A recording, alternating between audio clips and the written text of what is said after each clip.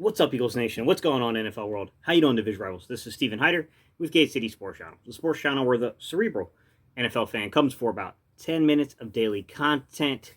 Hello, everybody. So today's topic, we're going to talk about Alabama defensive tackle Christian Barmore. Watch this interior twist by Barmore and DJ Dale. Okay, this is someone that whose film it's really fun to watch. Because the first thing that popped off the page to me when it came to his film was just like the incredible bend and flexibility and athleticism this guy shows as a 300 plus, interior defensive lineman, and really, really good hand use for a guy that doesn't have not a ton of playing experience in college. I mean, he's got over 700 snaps. He does have a year worth of starting experience under his belt, but he's not like a 2-3 year guy who started, although he's seen some snaps. What I will say is that if you go in, you can kind of see the fact that he is a very good pass rusher. I mean, it's written all over the deeper analytics.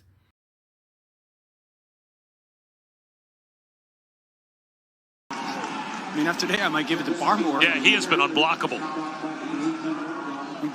To begin with, let's just give you the overall grade, guys. He had a 91.5 pass rush grade.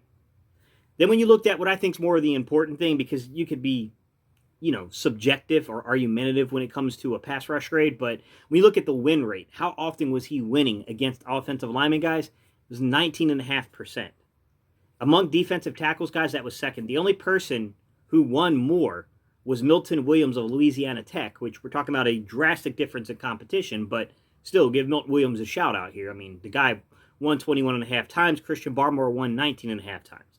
Really high, really efficient pass rusher. He can really take over and disrupt games. Making a name for himself, maybe making some money, moving up the draft board. A monster night. Yeah. The other thing I noticed about this young man was it wasn't just his pass rush. He was a far more effective run defender than I thought. Davis, the slot receiver, the motion man. A 13.3 run stop grade, which was the highest that I noticed of all the defensive tackles that I could kind of break down and see the analytics on for this draft class, guys. He had the highest rating here in terms of the run stop rate. Look, I will say that when you put him at the 3 technique, he's a different player. Like at 3 technique, he's a very dominant guy. I could see this guy playing a lot of 3 and a lot of 5 technique, just depending upon the system. Like if you're going to play pretty close to your tackles and you're going to play like a jumbo kind of 43 defense, I could see him being a 5 technique or a 3 technique, right? If you're running a 34, I think you could definitely use him as a 3 technique or that 5 technique. I think he has that kind of athleticism. He has that kind of ability. Now, run stops all over the film, guys. I thought he was really, really, really good. He wants to eat clock. He averaged nearly 34 minutes of possession. But what I will say is this, guys. There's a huge difference between this young man playing the 3 technique, this young man even playing the 5 technique, compared to this young man playing a 1 shade or a 0 technique. They empty the backfield. Tyron Williams takes the... I don't think that he's a adequate nose tackle, guys. Not yet in this point of his career. To begin with, he's a big guy. He's like 6'5", 315. He's tall. He's tall for an interior lineman. And I will tell you, there are times where you can really see his pad level gets really high. It's not as talented as Tremble. Design run for Book. And Book to the goal line. Just right there on that, goal line rep. I thought he did it's a really good rep out of him, but you can see just how tall the pad level is. And this is repeated on film with him. Like his pad level gets kind of tall. I don't think he's the greatest guy. I know a lot of people like to compare him to Fletcher Cox, and I get the violence of the hands and his hand use and what he can do there. There are resemblances to a guy like a Fletcher Cox, but I will caution back a little bit. This guy cannot eat double teams the way Fletcher Cox does. He can't influence the game in that way. Yeah, look, I'm not saying he'll never be able to do it, but right now, I don't think he was quite what Fletcher Cox was coming out of college when it comes to that regard of being able to step right in and play a 0 shade, a 1 shade, that kind of nose tackle technique. I don't think he's there yet, guys. He can get a little consumed by double teams. That's not where I think his brightest days are going to lie in the NFL. I don't think they're going to be at that, that 0 technique. Field with 5 receivers. Ian Book under duress.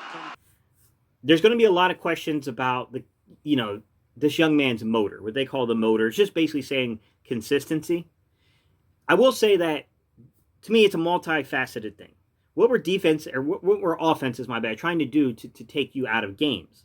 And then also, I felt like if you watch a game like Notre Dame, so I broke down the Rose Bowl from the year, from 2020's Rose Bowl. I thought that Barmore got stronger as the game went on. Like, he became more and more disruptive as the game went on. So, I mean, that would tell me, like, I don't know if I'd question the guy's motor. 10 catches. He has 4 already, but just for 14 yards.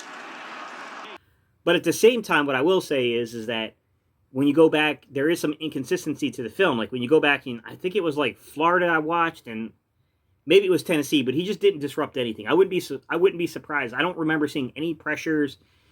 He got in, he was decent against the run, but he wasn't as dominant against the run as you normally expect. So, I mean, consistency issues have been across the film, guys. I'm not going to lie to you. Like, there are some times, but we're also talking about the SEC. It's kind of hard to bring it every game in the SEC, guys. Like, that's not an easy task. Let's just be real here.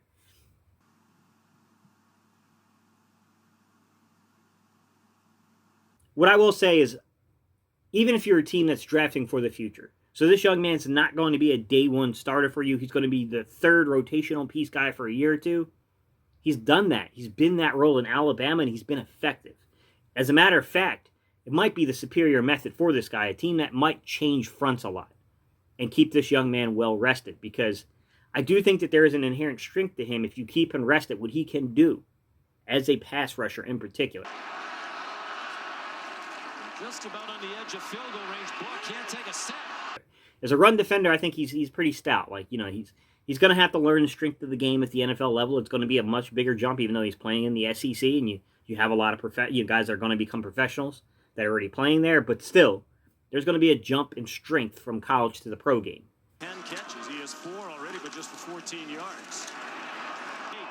But what I will say, guys, is that as a rotational piece, this is a guy that even if he's not starting for you, you're going to be happy with the results, because I do think that he'll have an immediate impact on games.